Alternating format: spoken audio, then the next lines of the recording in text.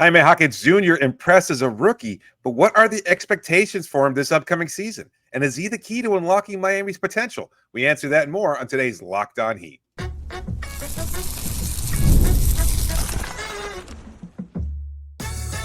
You are Locked On Heat, your daily Miami Heat podcast, part of the Locked On Podcast Network, your team every day. All right, welcome to Locked On Heat, your everyday podcast on the Miami Heat. Whether you're tuning in on YouTube, Odyssey, or your favorite podcast app, thanks for making Locked On Heat your first listen every day. I'm Wes Goldberg, editor at allyoucanheat.com, here with David Ramil. Both of us are credentialed Heat media members, and the best way to support the show is to leave a 5-star rating and review on your podcast app and subscribe on YouTube. A reminder that today's episode is brought to you by Game Time. Download the Game Time app, create an account, use the code LOCKEDONNBA for $20 off your first purchase. Terms apply. Download Game Time today. What time is it? Game time. We're talking about Jaime Jaquez Jr.'s next step today. We'll talk about where he needs to improve, what we expect his role to be next season, look at his long-term ceiling and potential. But let's start by talking about where he is right now. And I have some advanced stats that I just sort of want to read off to you, David, and then we can kind of just jump off from there. Jaime Jaquez Jr., as a rookie, was third on the team in rim pressure. He shot 36, or he got 36.4% of his shots at the basket. That's more than what Jimmy Butler did, a higher rate than Jimmy Butler, a higher rate than Bam Adebayo. 20% of his offense occurred in transition, which was a pretty elite mark for the Heat. He averaged 1.05 points per post-up possession. And for context, people, that's pretty good. On the flip side, he averaged 0.83 points per pick-and-roll possession. For context, that's not very good. He was the third best foul drawer on the team. Sure. Yeah, why not? He drew the third highest rate of fouls on the team last year. Obviously behind Bam and Jimmy. And so those are just some of the advanced stats that I dug up here in kind of and doing some of the prep ahead of this episode. Which one of those kind of jump out to you? I think it's the rim pressure. I'm curious who was first and second if he was third most on the team. Jimmy and Bam. No, you said he was third most in rim pressure, more than Jimmy and Bam. And total in field goal attempts. Third in total rim pressure behind Jimmy and Bam, but he had a higher rate of his shots at the rim. Oh, higher than Jimmy and Bam. Okay. Yeah, just because Bam and Jimmy took more shots than him. Yeah. The pick and roll handling thing. So that's, as the handler in pick and roll possessions, he was averaging just 0.8 per possession. So that's not good, as you said. And what is it about? I'm trying to think back to his possessions as a pick and roll handler. I know he didn't have many.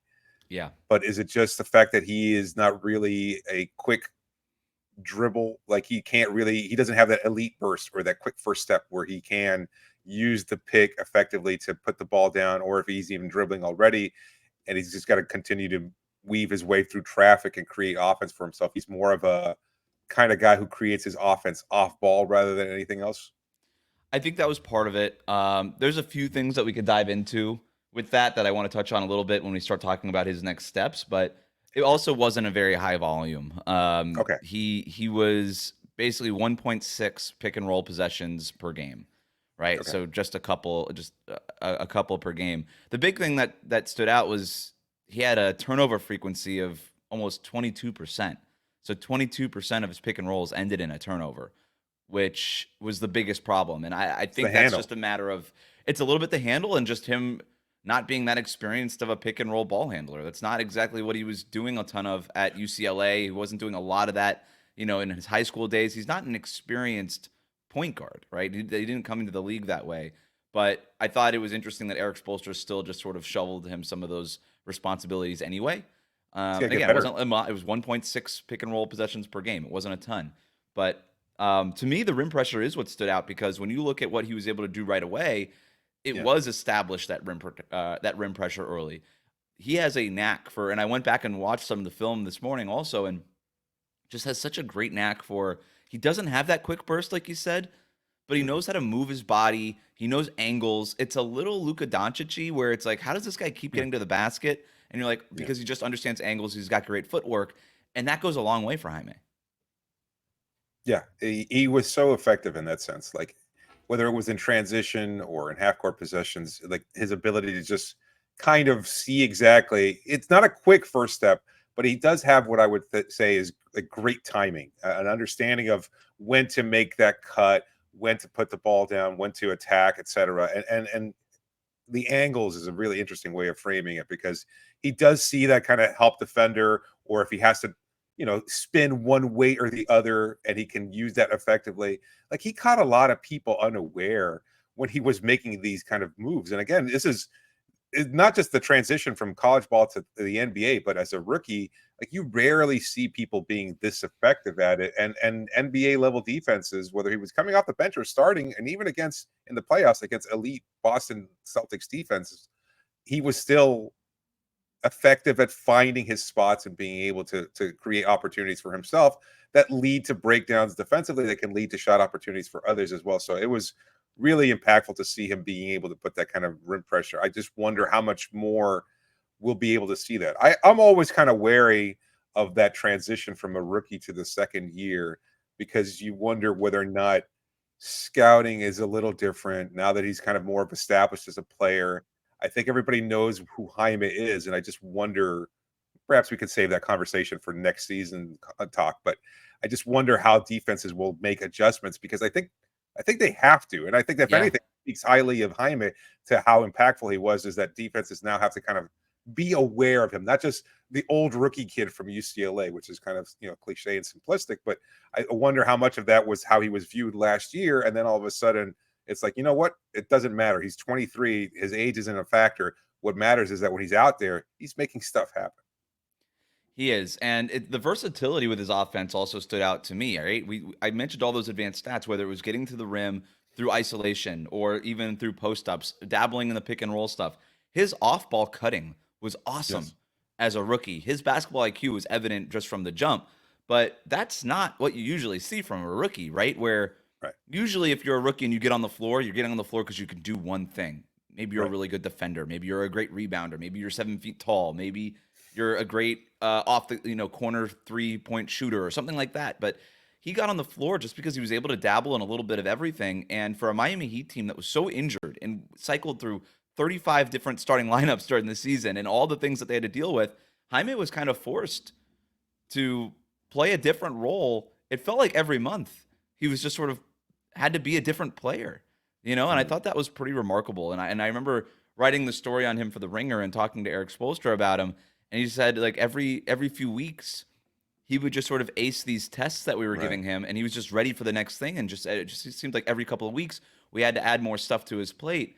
And that was kind of the quote that really stood out to me. It's like that, we're talking about a rookie here, and I know he was 23 years old, and he was older for a rookie, but he's not like a 33-year-old rookie either. The kid's still only 23 years old. Like we kind of overstate how old these guys are when they're an older rookie. Still really young and still in his NBA or in his basketball playing life. And for him to kind of be that on a mostly veteran team, I thought was really impressive.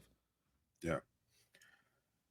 Do you think the buzz is a little bit worn off about Jaime? Like in terms of like what's next for him in terms of, maybe we should save that point of the conversation as well. But like, I just wonder again, like you kind of laid out how a lot of people, looked at him as the older rookie and the fact that he was able to do all these things as a rookie player.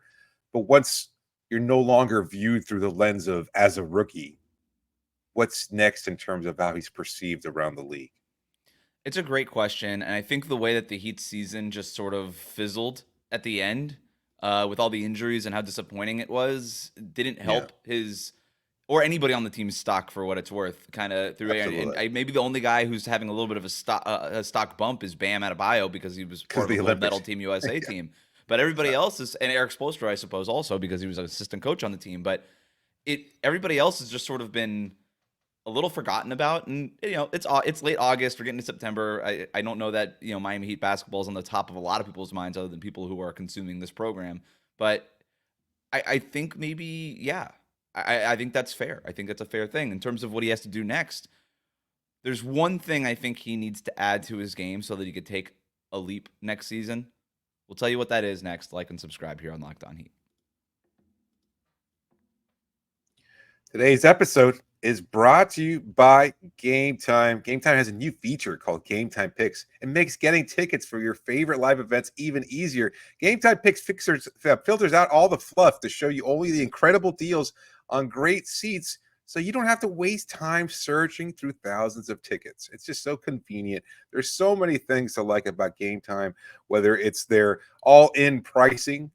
Again, you never have to think about fees or anything else. You know how sometimes you buy tickets and all of a sudden you get hit with a fee of some kind, whether it's taxes or anything. No. You don't have to worry about all that. They got you with their all-in pricing. You know exactly right up front how much you're going to be paying. They've got the lowest price guarantee, or Game Time will credit you 110% of the difference, which is great. And their seat views, I've mentioned it before, a panoramic view from the seat at whatever venue you're choosing, so you can see exactly where you're going to be and exactly where the stage is or where the field is, whatever you're buying tickets for. It makes it so much more convenient. So take the guesswork out of buying tickets with Game Time. Download the Game Time app today, create an account, and use the code LOCKEDONNBA, and you get $20 off your first purchase. Terms do apply, but again, create an account and redeem the code LOCKEDONNBA, and you get $20 off. Download Game Time today. What time is it? It's Game Time.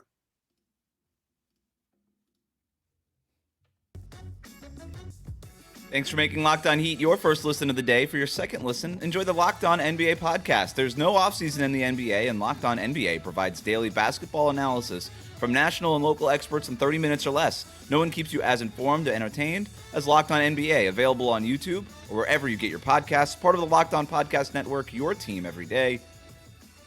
So, David, I want to give you a few options here. I'm going to give you 4 different options. You tell me which one you think is more important for Jaime to improve on this season. A, three-point shooting. B, a paint floater. C, his passing. Or D, other. And you can just sort of open it up to something else if there was something else on your mind there. There's 2 things that I think he needs to improve on the most, and I think the three-point shooting is at the top of that list. Okay, all right. Okay. Well, so no, I did. Yeah, so I'm going with A. I know what my other would be, but I can save that conversation for later. Okay. To me, the three-point shooting is unfortunately where it really helps unlock what Jaime can do, because again, he was so effective at almost everything else, you know, in terms of what his offense was: attacking the rim, putting the ball down, creating those shot opportunities for himself, even drawing fouls at such a high level as a young player. That really is an impressive skill, and one that I think he can, like, you hear about rookies not getting a friendly whistle because they are rookies. In Jaime's case, it was almost like, well, we have no choice. He's initiating contact by virtue of these constant motion and spin moves and getting to the rim and being as effective as he was. And he was really skilled. He plays at his own pace, which I really love too. So he doesn't force it. It doesn't seem like he ever plays too fast or too slow. He's just right, especially when he's in post-up opportunities. But the three-point shooting, to me, would just unlock all of this in a way that I can't imagine. Like, if he was just league average at 35%, it would be a whole different ball game. If he ever got close to elite level shooting, 38, 39% from 3 on a number of attempts, I think he would be so much more effective and just be kind of casually flirting with star level status. And maybe that's a heady, goal for him, but I'm sure it's one that he has for himself, and I'm sure it's one that he would hope he unlocks. Yeah, I mean, he was a 32% three-point shooter last year, but very, very streaky. In November, he shot 40% from three-point range. In December, it was 32%. In January, it was 26%. February, down to 20%. March, up to 30%. And then April, it was 41%. So it was just all over the board. That line graph is just all over the place, right? And it's like... I remember talking to him at All-Star break and just watching him. Like, he said that he thought he was comfortable in his shooting, and the fact that he was still able to put up shots, and the injury really took him a lot out of the rhythm that he had that injury mid-season, and I think it took a lot of the rhythm out.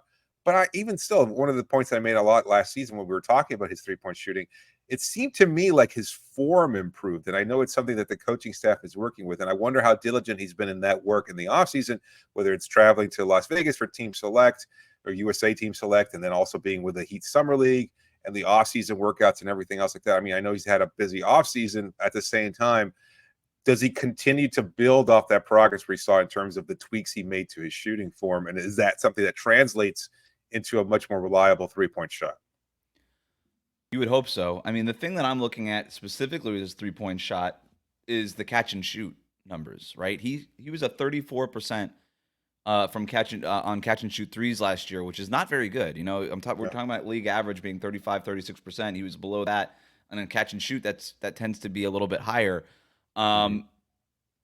He just needs to be a better shooter. And I don't really have a reason to believe that he is one right now. I don't think he's a good 3-point shooter. He shot 32% from three at UCLA. And, you know, I kind of mentioned that first month in November, he's shooting 39% from 3-point range. And I remember part of the conversation was, oh, look, and nobody thought he could shoot threes, and now he could shoot threes. And a lot of people locally kind of got ahead of themselves with this, and then it just went the other way. And that's kind of how it works. And he's not a prolific 3-point shooter either. You can also look at his 3-point attempt rate. And I don't think that you can make the argument that he should have taken more threes last year, considering that he wasn't very reliable as a 3-point shooter.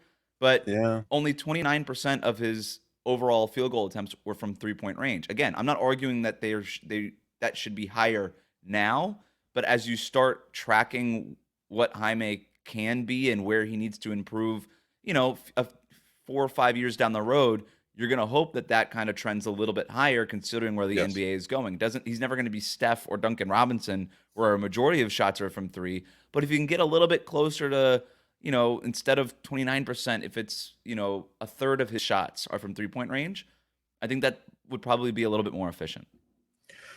There were moments last year, and I remember talking about this in recaps and stuff like that, like where he seemed a little unwilling, where you could tell he was kind of in his head a little bit because that shot wasn't falling. But conversely, I also saw moments, and I'm recalling this pretty clearly, where he was, you know what, the shot's not falling, but he had that open look from the corner, somebody dished him the ball, and he let it fly. And I think that's a huge testament to the kind of, you know, intestinal fortitude. You have to have the guts to be able to take that shot when you know it's not falling.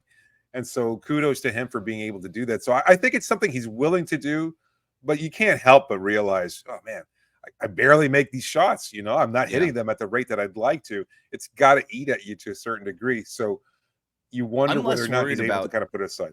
I'm less worried about that shot coming around. I don't think he's ever going to be, you know, Duncan Robinson from 3-point range. And I don't know, he might have 1 year in his career where he shoots 40% from three. Like, this guy doesn't project as an elite 3-point shooter, but I'm pretty confident that he can get it up to 36, 37% on slightly more volume. I think so too.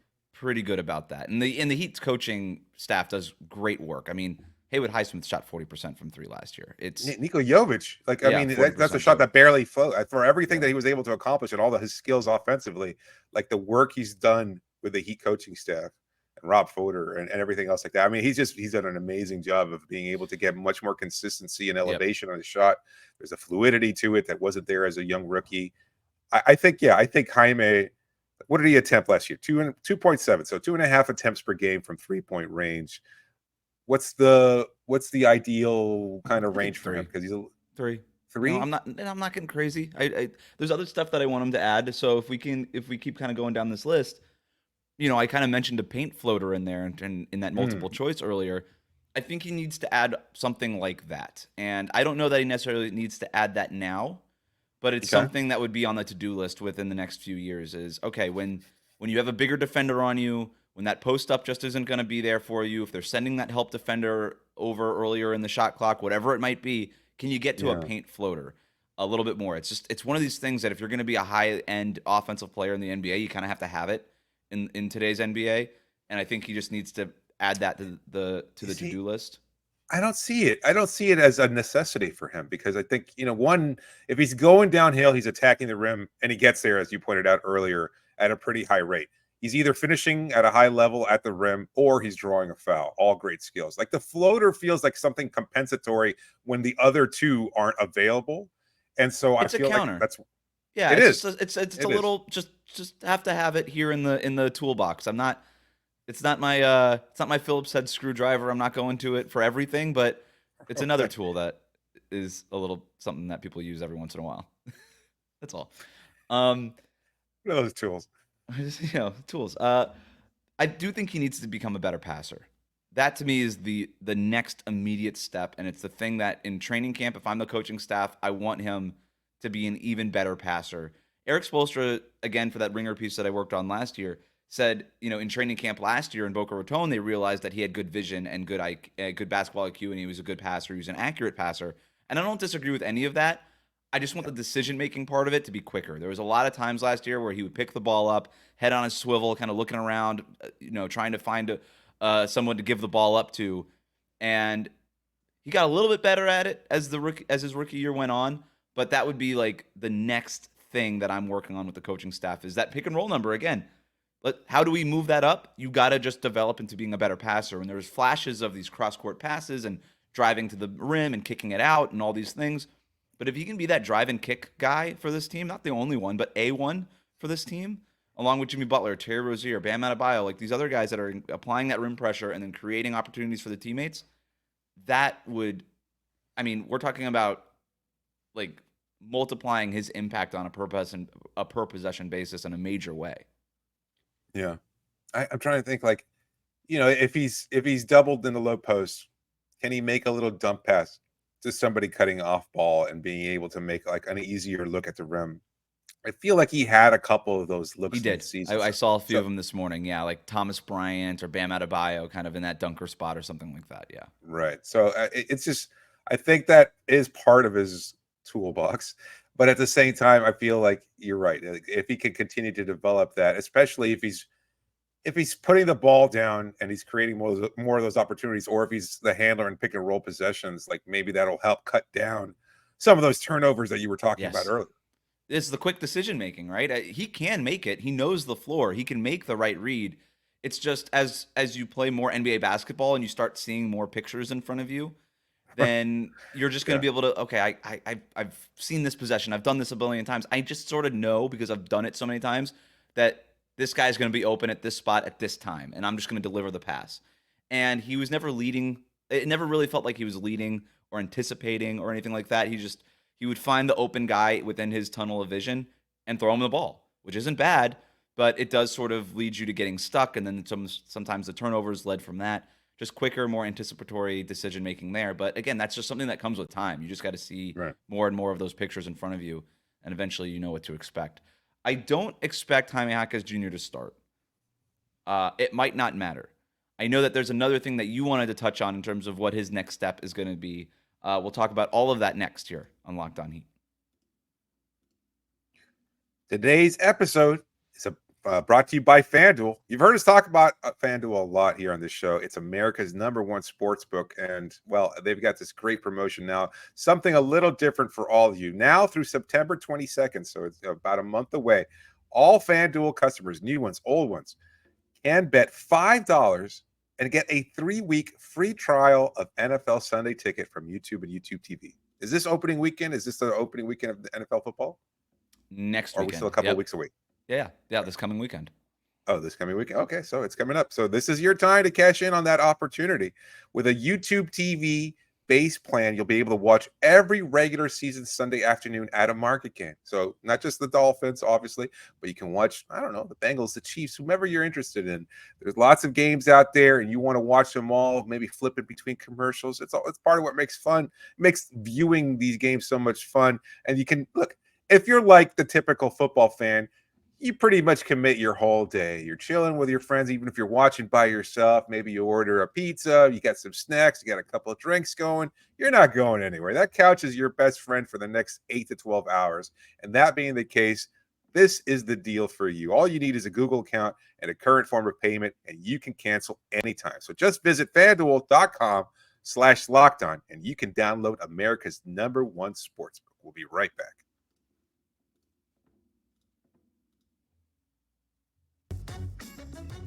Thanks again for making Locked On Heat your first listen every day. If you're new to us on YouTube, hit that subscribe button. You can also follow us on your favorite podcast app. Let's talk about what we expect Jaime's role to be next season. Unless you had one other, did you have that other thing in terms of his development, or did we already hit on it? His defense. Oh, okay. I think his defense wasn't bad.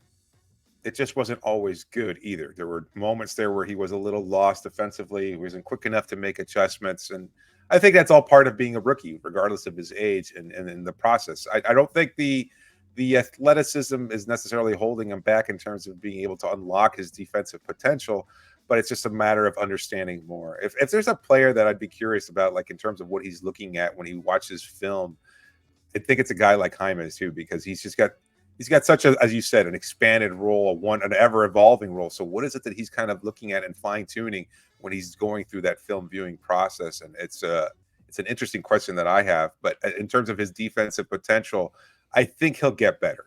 I'm not as worried about that as I am about the 3-point shot, which is why I made that the highlight. Defensively, I think he'll be a little bit more experienced. He has enough athleticism, timing, and high basketball IQ where I think he can make these reads a little bit more effectively. And while there's a lack perhaps of overall athleticism, I don't think it's enough to hold him back. I agree with you. He got better as the rookie year went on. I thought at first it was a little rough, right? I thought his off-ball awareness wasn't great. He got beat for back cuts a lot. All stuff that you'd expect from a rookie, and he cleaned it up as the year went on. And it wasn't perfect. It's never perfect, but he got better. And that to me is the encouraging part. He's a smart basketball player, and he's got size. So he's not going to need to be this top 1% in the league athlete in order to be a great defender. He doesn't need that. He could be a good defender with his basketball IQ, with his size. I'm not as concerned like you with that end, although, we've heard from coaches, they're still drilling it with him. Like, you've got to get better defensively, but that's going to be a thing for everybody on the Miami Heat, right? They're the only team doing defensive drills and during voluntary workouts in the summer, right? So, I'm not as concerned with that, but it is a big thing. And in terms of I think he could be a good playmaker defensively as well. Sort of similar to Jimmy Butler also, where he's jumping those passing lanes. He could see the steals happening, and that creates the transition stuff that he's so good at, right? He is an awesome finisher, highly efficient, plus 60% finisher in transition last year. Yeah. The more opportunities you can get him in the open court, the better, especially on this team that needs as many of those chances as possible. Easy baskets, yeah. So in terms of his role next year, I don't think he's going to start, but I don't think it matters because I think he's already one of Miami's best 5 players. And I expect him to close most games, even if he's not starting pretty much every night. Eric Spoelstra already trusts him. He's only going to get better. We can get into some of the particulars of his role in a second, but what do you think about the idea of Jaime not starting, but probably being one of those closers? I don't know that he'll be a closer. I'm fine with him not starting. I just don't see, as much as we love what we saw from him. And again, I think part of it is, as I said before, the lens of being a rookie and just loving the spark and the difference that he was in terms of like everybody else on this roster. And so you kind of fall in love with that a bit. And it's easy to say, oh, you've got to start him. I just don't see it. I don't see a natural path to him supplanting anybody in that starting lineup because he doesn't do anything at such an elite level that it's necessary. Like you can't make that, like Duncan. Let's take Duncan Robinson. Like he did such a good job of adding more versatility to his game last year, but at least there's that elite level 3-point shooting. And that being the case, you can make a case for him to start over Tyler Hero, not just the win-loss record that we saw last year, but everything else. Like he at least is a discernible skill that you can add to the starting lineup. With Jaime, he's just your Swiss Army knife, and that's fine. Like that's a great thing to be. You can carve out a nice, great, long career in the NBA as a Swiss Army knife. And there's a guy who happens to be starting who does it a little better, and that's Jimmy Butler. And so as a result, I think him coming off the bench is just fine. You don't lose a step that much, really, when you have Jimmy, and even when Jimmy's hurt, like Jaime has started a number of games. It seemed pretty natural for him to replace Jimmy as a starter. And so I think that's still his best role as a closer. Well, one last thing on the starting thing, because it's a great point you make. I think he's one of Miami's best 5 players. You don't have to start your best 5 players. Fit is so important, right? And the Duncan Robinson thing, there's a very good argument that Tyler Hero is a better basketball player than Duncan Robinson, but Duncan Robinson is a better fit, perhaps, in that starting 5 than Tyler Hero is, right? And Heat fans have been arguing that for 2-3 years now, so we don't have to do that now, but there's a real argument on both ends of that.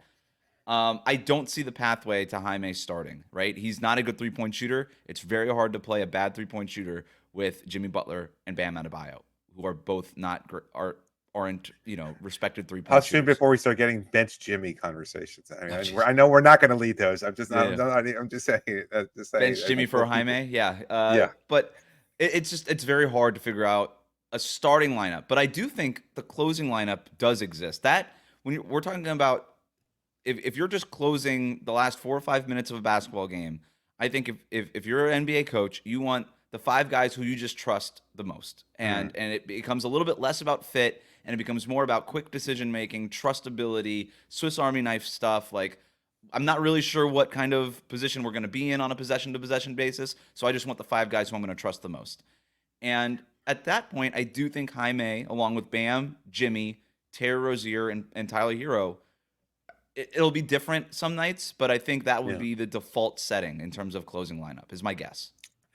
The trust factor is an important one. So it's interesting you brought it up, and I think it makes a lot of sense, because not just the quotes that you got from Eric Spoelstra, but the way he was utilized, the things we've seen, like he did such a good job of being able to exceed even their lofty expectations for a younger player, that he's earned that trust almost immediately. Like, it's unbelievable to think that as a rookie, regardless of his age, again, as a rookie, that I feel like the coaching staff and Eric Spoelstra specifically trust Jaime Jaquez more than they do even, say, Duncan Robinson, who's, again, a high basketball, high IQ player, but obviously limited in some regards in terms of his defensive ability and everything else like that. And it just seems like Spo would rather trust the guy that I know can make something happen, whether it's create a transition basket or make the right play or get to the rim easier, etc. Like, he has already become, if not one of your top 5 players, I think you're right in terms that he's one of the top 5 most trusted players in terms of what Eric Spoelstra is looking for. Yeah, and defensively, you trust him on that end also, where I think Duncan Robinson has Eric Spoelstra's trust, but you just worry about him defensively. Is he gonna get his hands in the cookie jar and end up sending the other guy to the line for important free throws? You don't worry about that as much with somebody like Jaime, who just wasn't as foul prone. I think it just makes a lot of sense. That's me. That's what I project his role to be during the game. I think he could be Miami's 6th man if he can, in particular, get better as that pick and roll ball handler, be the anchor of a second unit offensively.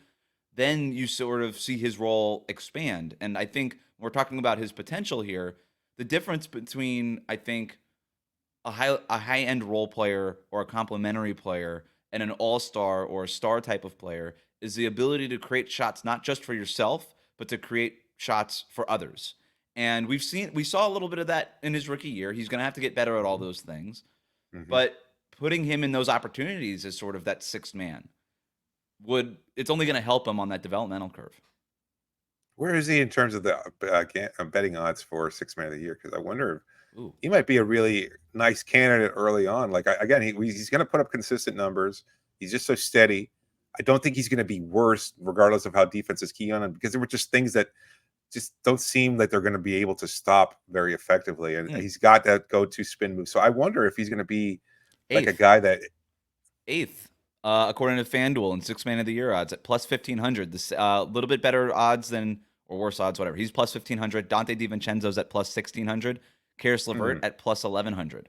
Josh Hart at plus 1,100. Buddy Hield plus 1,700. Like, he's one of the favorites. I mean, Malik Monk, Naz Reid, Alex Caruso are sort of in the lead there.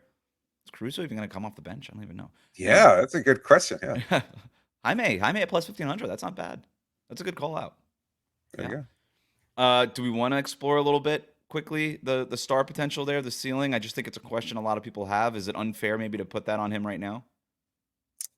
Let's save that conversation for another episode, because I think that's you could look at a number of players, younger players on this roster, and wonder whether or not any of them have star potential. And I wonder where Jaime's name ranks in that list. Let us know in the comments section what you think. For now, thanks for making Locked On Heat your first listen every day. Like, comment, and subscribe on YouTube. Follow us on your favorite podcast app.